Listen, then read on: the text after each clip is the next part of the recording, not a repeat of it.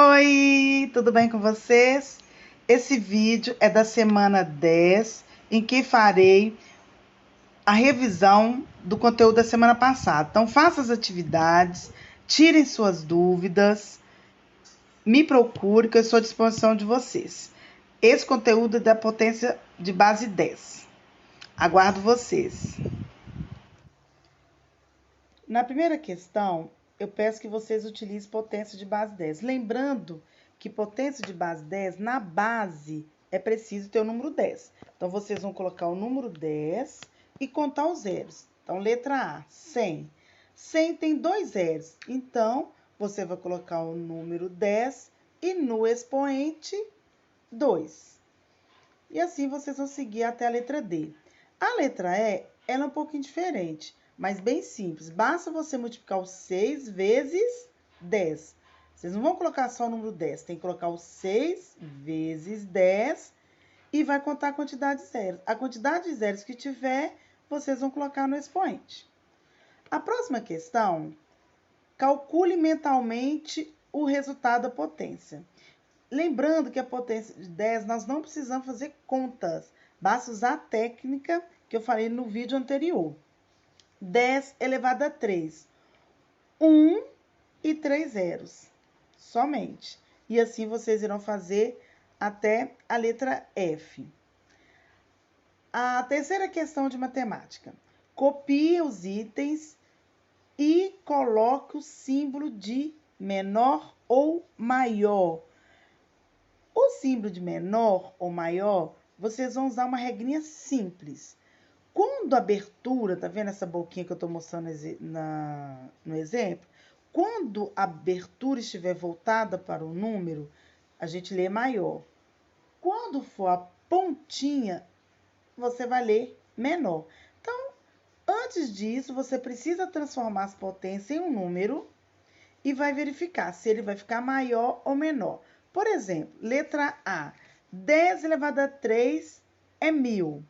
1000, ele é maior ou menor que 927? 1000 é maior. Então, vocês vão lá no símbolo maior e coloquem entre 1000 e 927. E assim irão fazer até a letra D.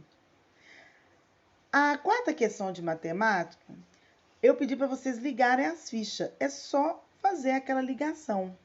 Uma linha que liga a letra A até o número romano correspondente. Por exemplo, 10 elevado a 11. 10 elevado a 11 é o número 1 e 11 zeros. Olha o exemplo que eu dei. Da direita para a esquerda, nós vamos fazer a leitura. Unidade, dezena, centena. Unidade, dezena e centena de milhar. Unidade, dezena e centena de milhão. Unidade, dezena e centena de bilhão. Então, agora é só vocês escreverem o nome aí. Depois é só ligar. Tentam fazer. Esse exercício é um desafio. Quero ver quem vai conseguir. Se tiver dúvida, é só me chamar. Na próxima questão, eu peço que vocês analisem o gráfico e respondam a questão. Esse gráfico ele está sendo demonstrado com números decimais. E você vai precisar comparar esses números decimais. Para isso, eu vou dar início a um conteúdo chamado comparação de números decimais. Comparar um número decimal é verificar qual deles é maior, menor ou igual. Observe um exemplo aí. Nós temos 3 cubos. No cubo A, 3 partes estão em destaque. No B, 30 partes. E no C, 300 partes. Então, como que fica o primeiro em fração? 3 colorido em 10 partes que foram divididas. Então, 3 em 10, número decimal 0,3. Na letra B, nós temos o cubo dividido em 100 partes, onde foram destacados 30. Então, 30 em 100. E número decimal, como que vai ficar? 0,30. O próximo cubo, nós temos 1000 partes. Ele foi dividido em 1000 bloquinhos. Mas foram coloridos quantos aqui? Destacados?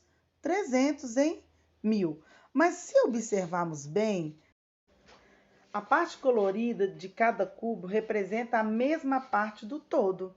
Assim, dizemos que os números decimais 0,3, 0,30 e 0,300 são equivalentes, ou seja, eles são iguais. O valor do número decimal não se altera quando acrescentamos zeros à sua direita. Se eu colocar aí 0,3000, é o mesmo que 0,3. Não vai alterar. Mas você tem que ficar bem atento. Tem que ser o zero, depois da vírgula e no final, depois do número. Se ele tiver entre um número e outro, aí não. Por exemplo, 303. Então, mudou o número. Agora, se for o zero no final, não vai mudar. Igual os exemplos que eu citei acima. Bom, para comparar, né, e dizer quem é maior, quem é menor, primeiramente a gente tem que pensar na parte inteira. Se a parte inteira forem diferentes, né, uma for diferente da outra, nós vamos simplesmente analisar o número de forma normal. Por exemplo, 7,25 e 6,985. A parte inteira é o 7 e o 6. Então, 7 é maior do que 6. 7,25 maior do que 6,985. Vamos ver outros exemplos. 14,36 e 14,57. Podemos analisar na parte decimal, depois a parte centesimal e assim por diante. Ou tem uma maneira mais simples para poder comparar. Se a parte inteira for a mesma, basta você fazer a leitura do número. A quantidade de casas for a mesma também, olha lá. 36, duas casas. 57, duas casas. Então, vamos comparar de forma simples. 36 é menor do que 57.